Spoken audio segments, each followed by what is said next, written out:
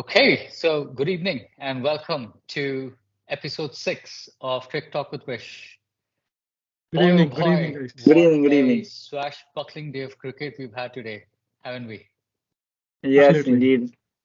It was just amazing to witness such a phenomenal cricket match. Uh, Very contrary to what we'd imagined. Yesterday, we had spoken about a 300 plus wicket possibly, and it was quite surprising to see India being whittled down for 229. But let me just quickly summarize the game today. So India batted first with Rohit Sharma leading from the front with 87 of 101 deliveries. Surya Kumar Yadav coming to the party with 49 of 47. And KL Rahul, of course, playing a good game, 39.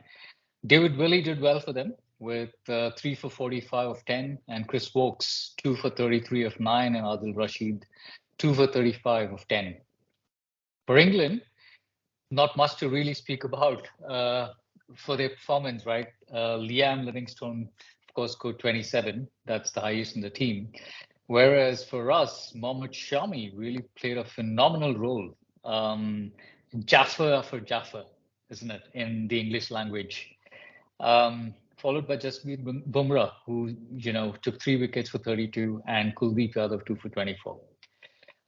So without further ado, let me straight jump over to Sriram Yeah. to just ask you whether the wicket surprised you. Yeah, it really surprised. I, in fact, learned that Lucknow has got two pitches. One is a flat track, and they have another one called the red soil. So I guess today they played on the red soil pitch, which Mm, is more of a spin-friendly pitch, and it's also on the slower side. So when I first witnessed India batting, I thought that they're batting horribly wrong. But then when I saw the way England went about it, then I knew that okay, India really tried their best and they played to their best. And this is the best score that they could possibly put on board. So that's my thoughts on today's game and the pitch, how it behaved today. mhm, mhm. What do you think, Rish? How did the pitch So, behave?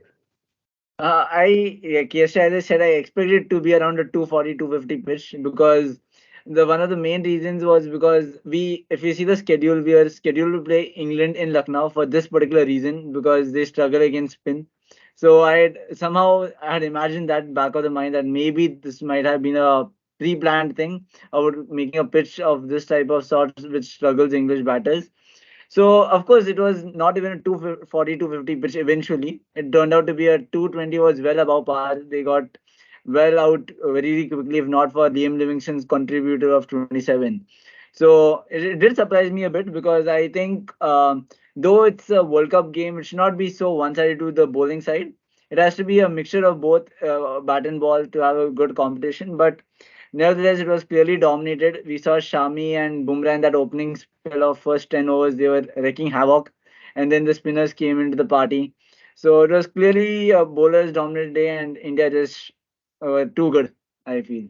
I mean, Yeah, absolutely. I mean, my take on the pitch was really it was a two-paced track, wasn't it? yeah. I did kind of catch a glimpse of Rohit batting. Normally, when he bats, he's pretty fluent. When the ball is coming onto the bat, he's like you can't really stop him. But you did actually see him struggle in the beginning, barring maybe a boundary and 2 sixes that he hit initially.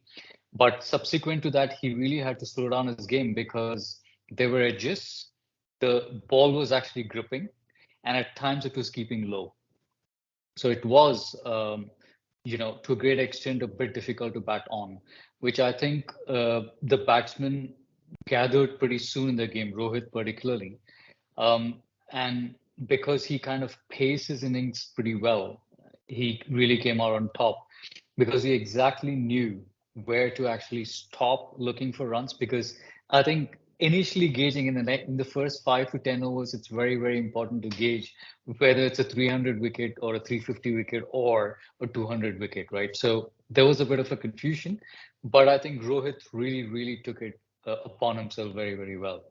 That actually brings me to the next question in terms of what was your take on the entire Indian batting lineup, Sriram, to begin with you. Well, first thing first, Rohit Sharma.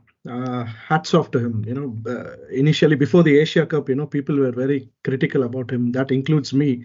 I was thinking that Rohit Sharma is a burden to the playing 11. I badly wanted someone like a Shikhar Dhawan, who's much more fitter than Rohit Sharma, who's much more experienced. But then the way Rohit Sharma started to play since that Asia Cup, I thought, man, this is a different team, and his intent towards the game and the way he's uh, playing the innings, it just reflects what he had done in 2019. He scored, I guess, about 400s in that World Cup edition, and he somehow carried the same form in this edition, and he looks unstoppable. And there were balls that really, really challenged him. As I said yesterday, David Willey, he troubled him a bit, but he negotiated really well. And same thing with Adil Rashid. He negotiated Adil Rashid very well. But in the end, yes, he fell for him. But 87 on that track, that's as good as scoring 150 on a flat track. And followed by Surya Kumar Yadav. I knew that he's going to have a very good game somewhere in the corner, and I feel that he has sealed a spot in the playing 11. And maybe eventually we'll discuss on the playing 11 in the coming games after Hardik Pandya's in. So I feel the Indian batsmen have tried hard, but yes, some odd balls were stopping. I feel that Virat Kohli played the right shot, but unfortunately he got out because the ball stopped and it hit on top end of the bat. So brilliant batting, I would say. After looking at what England had gone through with that bowling attack, I feel Indians have played really, really well on that conditions. Yeah, I can't help but, hasten to contribute here, Sriram, when you said Rohit negotiated Adil Rashid pretty well. I just saw one of his extra cover drives with the Mm. spin. Yeah. He perfectly placed it in that gap in extra cover. And Yes. after it went to the boundary, I think you should have seen Joe Root's reaction. He was like shaking his head in appreciation of that stroke. You know, Yeah, it was such an he was in absolutely disbelief. Yeah. fantastically Yeah, it executed was a stroke. Yeah, pure yeah, class, pure yeah. class. Yeah. Rish, what do you think? I feel like basically India's innings was panned out in three phases. If you go to see overall, like we lost 3 wickets quite quickly. We lost Virat cheaply. We lost Gill cheaply in the power play. So there was a bit of pressure because usually under these type of situations, teams tend to crumble all out for around 170, 180. But then it was again an important partnership between Rahul and Rohit, as we all know how they have been saving us in the middle order. So those two, they understood the situation really well. They understood that it is not a 300 wicket. If they get set, probably they can take it to around a 250, 260 score, which might have been well enough on this kind of attack, considering how their bowlers have been performing. And I think that part of play was really important because they didn't look for many boundaries or looking for singles or doubles. They were just trying to negotiate that period out. It was more of a test match batting if you go to see till the 22nd over. And then after that, you could see Rahul and Rohit just trying to chip in with the singles and the doubles and occasional boundary. Before Rohit got out, he tried to play a few aggressive shots to make the scoring go a bit higher. And I think that when Rohit got out, that could have been a turning point as well because we were still in a spot of bother when Rohit got out. We were around 130, 140, and then we had just lost him. And because we have a long tail because of no Hardik Pandya in place. So that was one area where we could have been under a bit of pressure. But Surya Kumar, hats off to him, he stood up on a big occasion and scored a 49, which really saved that collapse, I could say, in that middle order phase. Because if not for his 49, probably we would have seen India getting all out for 180, 190, which would have been, I think England would have then really thought, okay, they can take their time even more so and play it slowly. But kudos to him. And I think one of the major things of India's batting was how the lower order contributed. That's been spoken about quite a bit over the last few years. I think the way Kuldeep, Bumrah, they just saw out those 50 overs. They made sure that they don't get skittled all out. They just knew that if they stay there for 50 overs, they can get as much as they can. Like use up the overs and see how much you get, better than getting all out. So that was really a positive sign to see, like the Indian bowlers, the tailenders, not giving up the hope because they know about how important each run was on that pitch. So it was divided into three phases, but the two standout performance has to be the skipper's knock of 87 and Surya Kumar's knock of 49. And of course, Rahul, we can't negotiate that knock there, that important partnership between those two for that period of time, the 25th over time. Yeah. I mean, although I think Rohit and Rahul partnership was really going very well.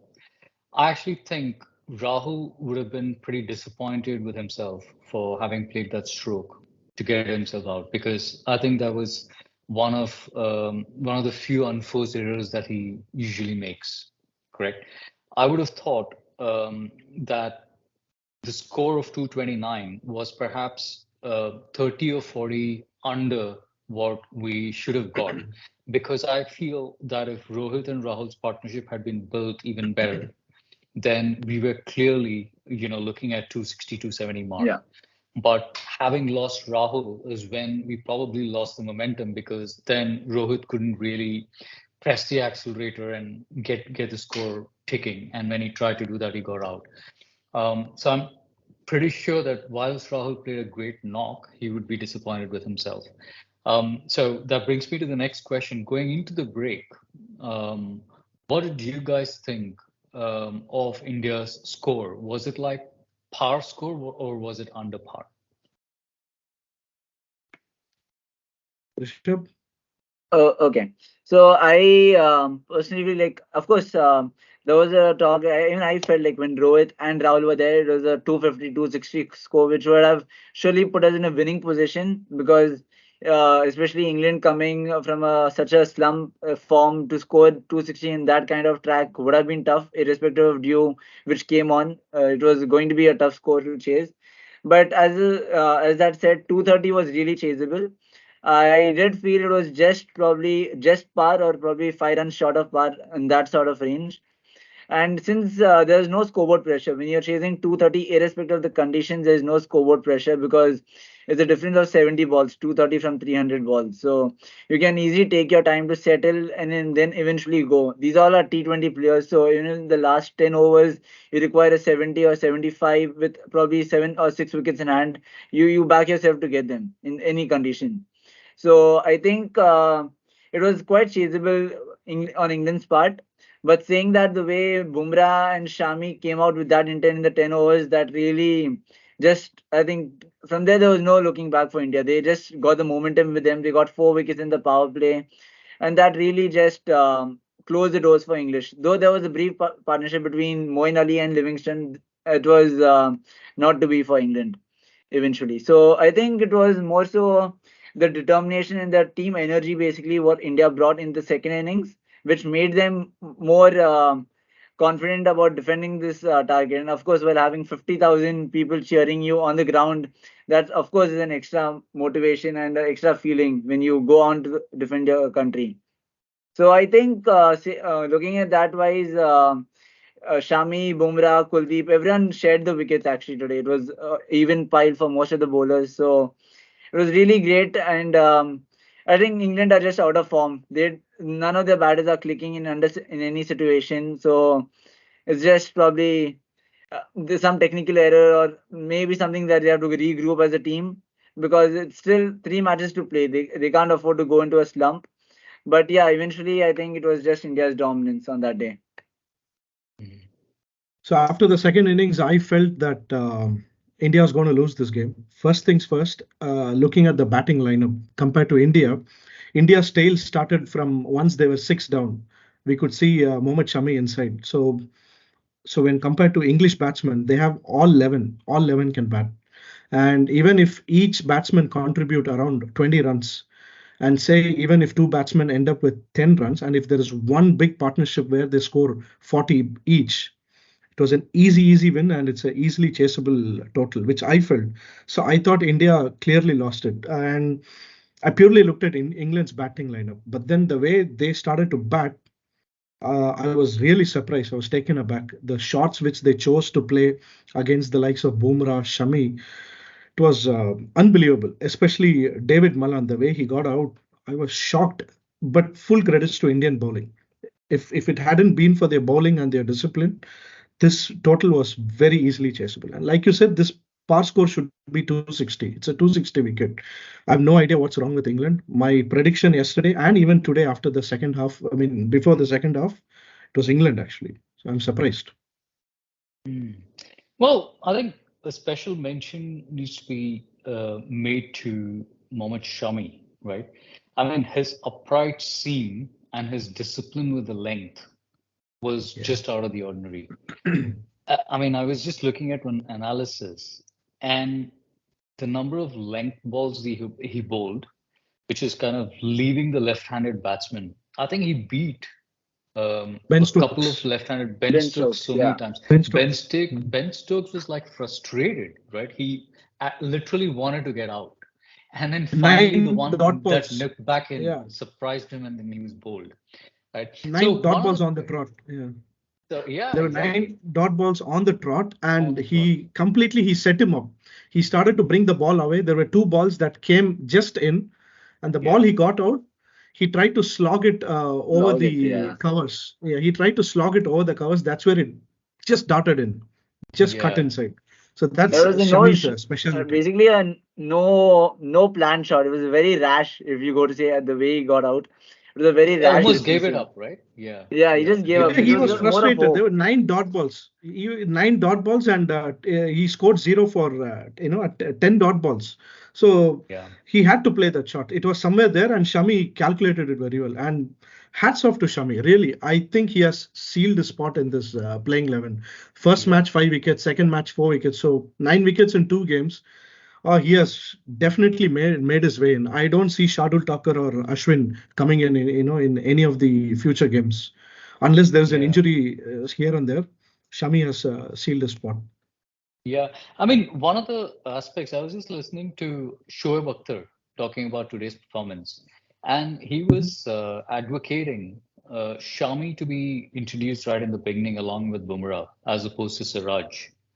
I just wanted to kind of pick your brains in terms of what do you guys think, because he was saying that Shami should be opening the bowling because of his ability to hold the seam upright as well as to be able to hit the deck consistently, at that length. Not that Siraj is not able to do it, but in this tournament, I think Shami's clearly stood out. So he's advocating that Shami should be opening the bowling along with Bumrah. What do you guys think?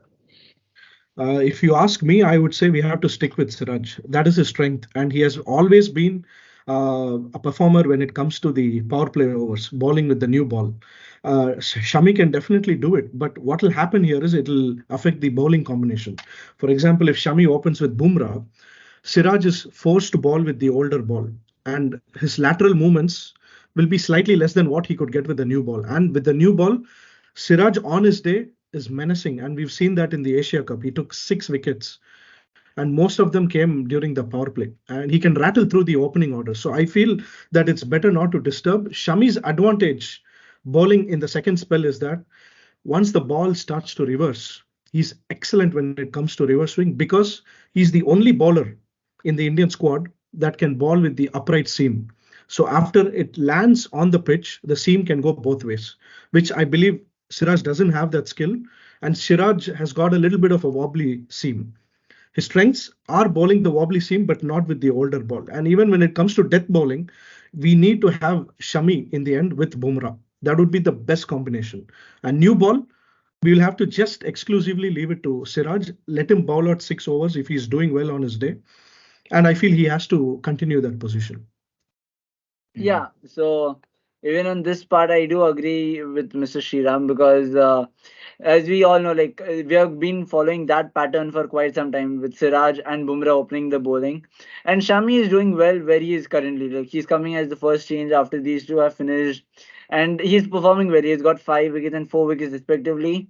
And we all know that Shami is the only bowler, like as he said, who can get reverse swing later on, and he is a really good death bowler as well. He can bowl the slower cutters eventually in the 40th, fifth over, the death overs basically, and also nail those Yorkers as we saw against New Zealand.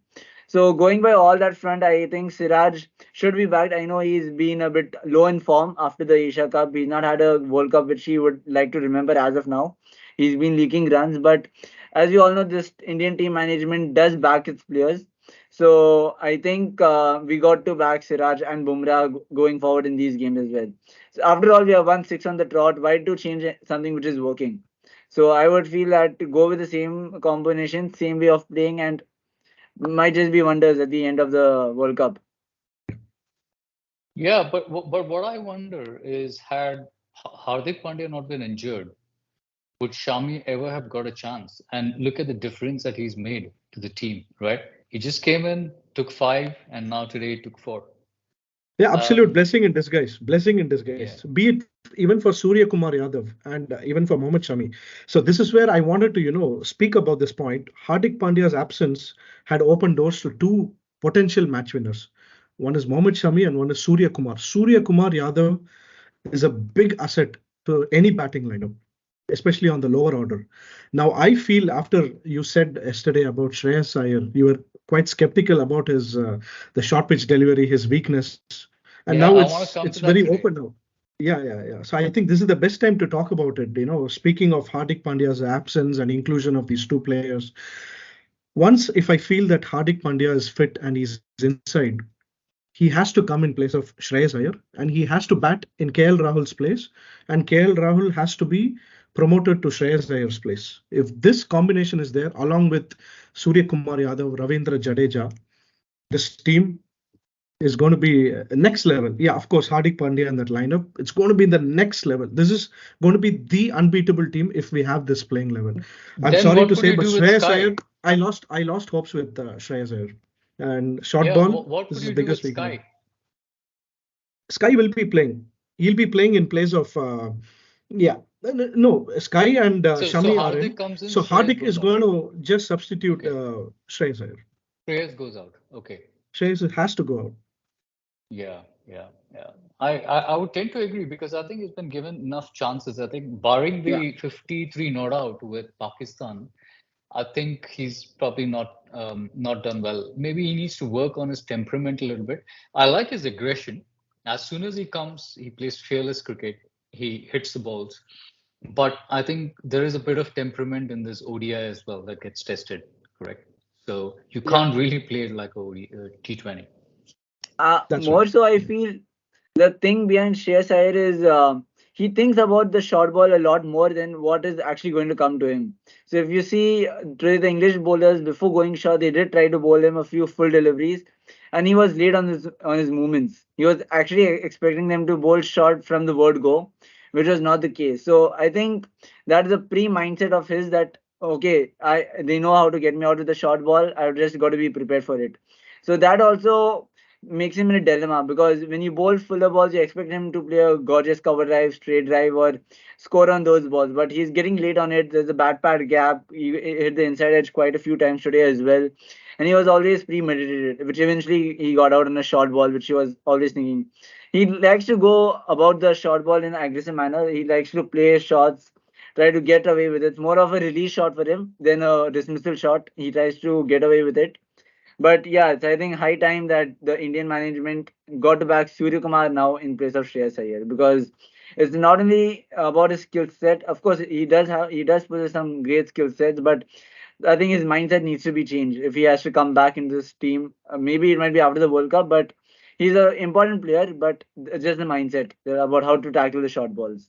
But for the Yeah, yeah. current team, in the current situation as the World Cup, Surya Kumar should be backed clearly. Yeah, absolutely. Yeah, I think today the ball that he got out to was not even a short ball. It was not even a proper short ball. It was a length ball. It was almost like he was premeditated and he Yeah. was expecting that it was going to be short. It definitely could not have been pulled at all, correct? And Yes. he tried to pull. But anyway, given where England are, what I want to ask you guys is if you guys were Joss and wearing Joss Butler's shoes, going back to the change room after the game, what would you be saying to them? You've got three matches left.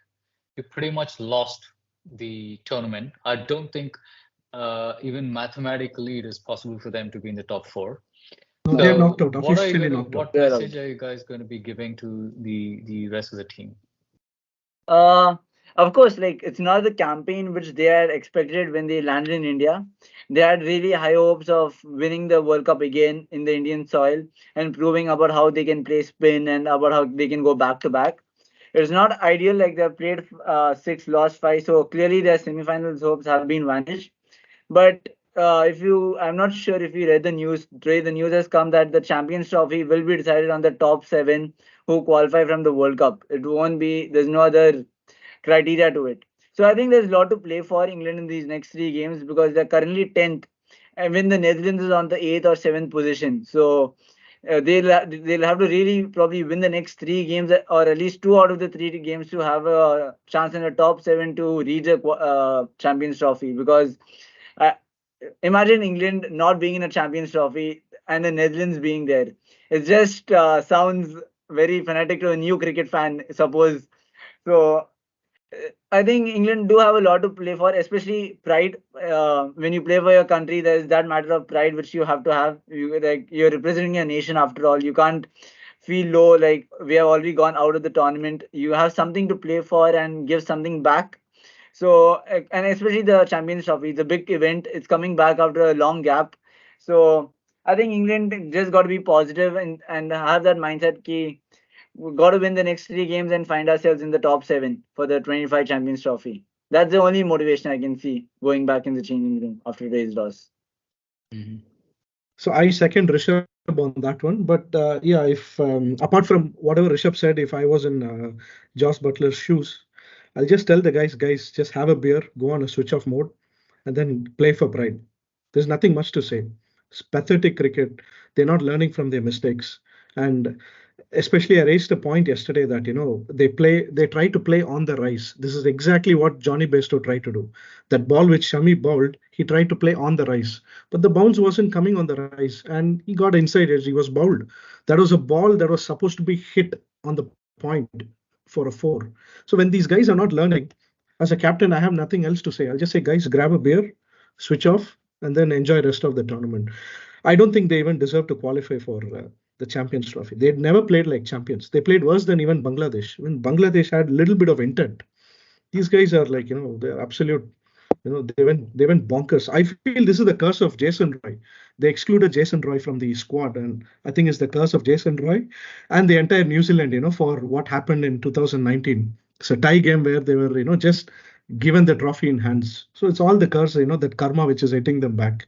As Josh, poor fellow Josh Butler had to take everything this time. Yeah, Yeah. yeah. Well, it's a pretty hard thing to, if you really were to put yourself in Joss's shoes, it's very hard to actually deliver any kind of message to the team, right? Because the team is full of talent, no doubt about that, right? You just look at the batting lineup. I mean, they bat from 1 to 11. And even bowling wise, I think Chris Wokes has been off color, but actually today he showed some of Yeah. his, his skill sets. It was actually slowly coming into the fray. But when it comes to the approach to the game, that's where they really need to change because no matter who tells them what, unfortunately, they're unable to unlearn that aggressive approach. Like today, chasing 229 is not a big deal at all. You know, they Even Basball were couldn't save them. passive aggressive. They were passive aggressive, but they were still aggressive. They were passive, but they were aggressive. I mean, so the message that I would give as Jaws to the folks is that, guys, slow down, approach this like a test match cricket. Not like the English test match cricket, the English baseball approach, but a true test match cricket. Because to me, it almost seems like 50 overs is too long for them to last.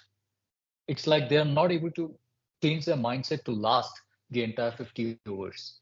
So I'd really spend a lot of time, talking to them about really breaking the game into 3 or 4 stages, and individually talk to the opening slot, the middle order, and the tail enders, and specify the rules again. Because I think it's to salvage their pride is extremely important, and to qualify for the Champions Trophy is a no-brainer. They've got to do that. I mean, otherwise they'll have to really shoot themselves, right, if they don't qualify. So I'd really give them an ultimatum, and of course, it's important to go and ask them to go and have a beer. But at the same time, it's important to tell them that, okay, if we don't qualify for the Champions Trophy, we are done. We're done forever. It's going to be extremely hard to, drag ourselves out from that grave. So, we need to really play for that pride. Well, they have to play against Um, Sri Lanka, New Zealand, and Pakistan. I think they And have to forget Australia. about Champions Trophy.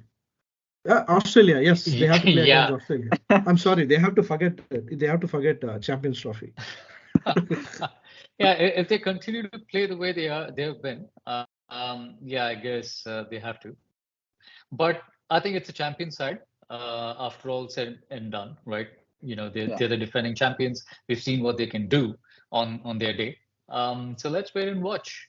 But from an Indian perspective, I just want to know, we are 6 out of 6, 3 more games to go. So literally, we will be eyeing 5 wins from now to lay our hands onto the trophy.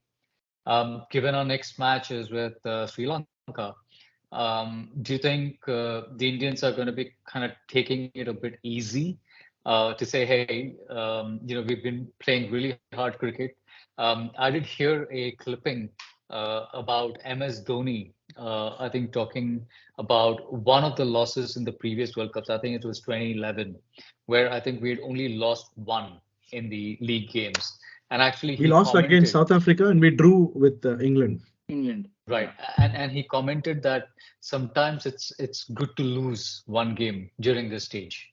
So from that perspective, I'm just wondering what would be Mm. India's approach? Are they going to be looking to win all the 5 games going from here? Mhm. Or are they going to say, Mhm. okay, even if we lose one, it's okay? This is the Uh, exact scenario. This was the exact scenario India were in. In 2015. I hope you remember that 2015 World Cup. They had an excellent run where they went to the semi-finals unbeaten. No team had beaten India, and India, that was the first time India ever beat Australia. Sorry, South Africa in a World Cup. They have never beaten South Africa, so that's when they broke the record in 2015. Straight winners without a loss. They entered semi-finals, and that's where Australia, they took them down, and India lost that match. But I agree to some extent what MS Dhoni said, that there has to be a loss. But looking at this team, not MS Dhoni's team, this Rohit Sharma's team, they look like a team that nobody could ever beat them. Now, even if you look at the fixtures, the next fixtures, they have to play Sri Lanka, they have to play Netherlands, and they have to play South Africa. South Africa match is the only match that could be a bit challenging, but still, I feel that hands down they're going to beat South Africa. And by the way they play, if their batting fails, their bowling is support them. If their bowling fails, which hasn't failed so far, touch wood, the batting is supporting them. So this looks like a team that will go unbeaten, and they're going to win all the games, all the 5 games. I feel that they're going to go unbeaten, and I also feel that this World Cup is paved in a way that it's India versus rest of the world. That's how it looks like. This team is going to go unbeaten. This is my prediction after looking at what happened today. yeah. And Okay, I great. Rish? yeah, I feel the same thing. I think winning is a habit basically for like whenever we play as well, like or any person play cricket, winning is a habit. So you don't want to break that momentum which you have gathered, 6 wins in the trot. Of course, sometimes loss will make you a lot to learn from, but I think with the momentum and the way this team is gelling together and the way they're playing, if they continue in the same momentum and go unbeaten 9 on 9, they finish top of the pile. They play 1 versus 4, and then I just feel momentum is everything that matters. I think the way they are playing, their bowling, batting, their middle order coming into support, it just looks like it's designed for them to win 9 on 9 and eventually win the semis, hopefully, and break that jinx of the World Cup loss in the semis. I do feel this team has a lot in them to reach the finals. Saying that because first of all, we are playing in our own home conditions, which is an added advantage, and the balance of our team where we are managing even with the absence of Hardik Pandya is really amazing. Because we all know how important Hardik Pandya is to the squad in both batting and bowling departments. So that's why we had to substitute him with 2 players. We got in Shami and Surya Kumar, but they have been doing exceptionally well. So players are standing up to whenever they have been called, and I don't see any loophole in this Indian team right now. I think they're going to go unbeaten. I don't think there's going to be any upset from either the Netherlands as well eventually in the last game that we play. So, and South Africa, and I don't think we'll be going easy against Sri Lanka because though we have won 6 on 6, we want to secure that number one spot. We are here not to finish in the top four, but to eye the number one spot because we believe that we can be the best in the top 10 who are playing the World Cup. So looking at it, I don't think so. Loss is around the corner. So yeah, that's my take on this. Yeah, well, in 2007, Australia went unbeaten and they got the World Cup. Why can't India do that? And I feel it's going to be a little straightforward. If they had to lose, it had to be today. So there were a lot of errors in the batting, and I'm sure they will regroup in the next three games. And yeah, if they had to lose, it had to be only today. So since that opportunity went in India's favor, I don't see them losing any other matches. I feel that they're going to go straight. Yeah. Okay, great. I have a slightly different view to you both on that front because, yes, whilst Australia has done that earlier, I think they didn't have the home pressure. I think India is going to have the home pressure, correct? Um, Now, given that, we have Sri Lanka, Netherlands, and South Africa, um, I have a feeling that it's better to lose the game against Sri Lanka as opposed to the one with South Africa because that's the last game, correct? Prior to the semifinals. So we No, don't, Netherlands. isn't No, that the last Netherlands is the game? last. There's Netherlands is the another last game? Netherlands game. Yeah. Yeah. Okay, so then either of the two can be a potential loss, and I think should be one, because I find it really, really hard to swallow that we can be unbeaten all the way through. If we are, I'm going to be happy. But it's just that I'd actually play it safe and say that okay, let's lose a game narrowly. Let's give it a good shot. Let's give it a good try, but still come up on the losing side. And then with that slight, kick in the back, just go on and keep the momentum and win the rest of the games. That would be my approach. Not to say that we should try to deliberately lose, but I'd actually think at some point in time, law of averages will catch up. So that would be my view. But let's see how it pans out. So with that said, I certainly look forward to having a good discussion, maybe perhaps as a pre-match analysis prior to the India Sri Lanka game, if you guys are up to. Yeah. And Sure. we'll see how it goes. Any closing comments from either of you before we close? It was it was really great, having both of you come to the show and speak in the last two episodes. It's been really great. Especially thank you, Mr. Narayan, for being the moderator and posing such interesting You're welcome. questions. Like it I've was really really enjoyed it. captivating. You captured both the pre-game really well as well as the post-game. Covered all the points. So really heartening to see. And thank you, Mr. Sriram, too, as well, for coming and taking his time out to do such analysis on the game. Really means a lot. Right. Yeah. Most welcome. We are very happy to do this. We are enjoying the World Cup. And as I said, I was always thinking that the law of averages should always help India, but I don't think any law is going to break the streak, winning streak. And I'm sure we are going to go lossless and get the title. This is my humble opinion. I know that they tried hard to lose today, but when team like England is not putting up a show and India is winning the game, so I think I have to consider this a loss. This has to be a loss, not maybe on records, but off the records, yes, this has to be considered like a loss, and they have to look forward to winning the other five games. And yes, we had some holes. We had Shardul Thakur in the squad, and I felt he was a useless, one in the 11. And now he's gone. And now I feel that Shreyas Iyer is also adding a burden to the 11, playing 11. So once he's out, and if Hardik Pandya fills in, I think that we have a full strength. And also, I heard that Hardik Pandya will not be available until the South Africa match, but he should be fully fit for the Netherlands game. So once he's in, this team's dynamic is going to change. So until then, we have to play with the five bowler formula, which is in a way good. And yes, if we lose, it doesn't matter. If we lose one, I feel that we have much more, higher chances of lifting the trophy. But what if we don't lose and we win straight? It's going to be a record. It'll be spoken forever. So let's hope for the Great, best. excellent.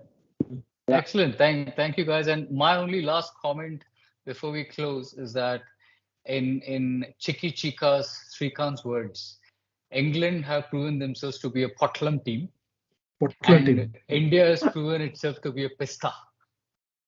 மச்சான் சரியான பொட்டலம் மச்சான் அவன் பொட்டலம் பண்ணிட்டாங்க அவங்களாம் ஊரை பார்த்து போனாங்க போர்டிங் கார்டு பத்தி சரியான பொட்டலம் மச்சான்